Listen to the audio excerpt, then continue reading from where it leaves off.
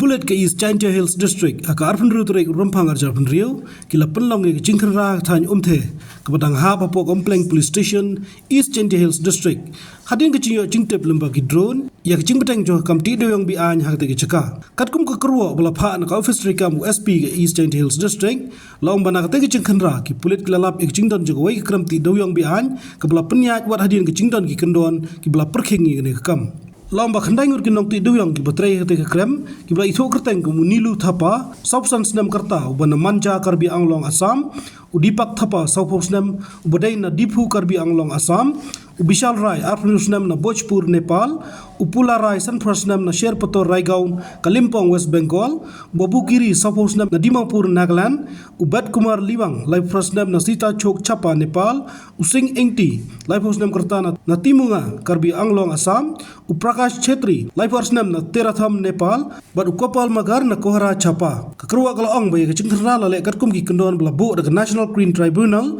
habai day kamti but Dewïong Beaiñ, but kumjuru katkum kacingkra dekat Meghalaya High Court, but let tengye I kamti Dewïong Beaiñ hak Jylla. Langru baki Pulit kleo Kurup perusan metrik ton Dewïong nak tegi ceka, but Khyndai Ngut lakem but lara but let kacingtoken, but hakjuga por la ujor ejahar persya ikibri budon ketiga ke kam Beaiñ, but kacingtoket kelaya cekman.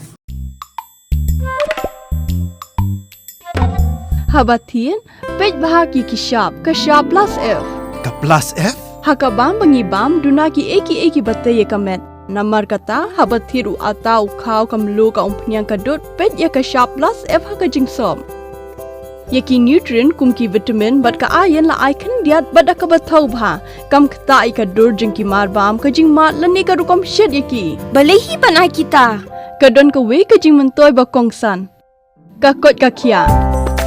Ka nutrition ba kambha ka jing im ba kambha pendon kam daki marba medon ka sharp plus F menta ka sni. Lawan ra shapi lingba ko office jong commissionerate of food safety Meghalaya.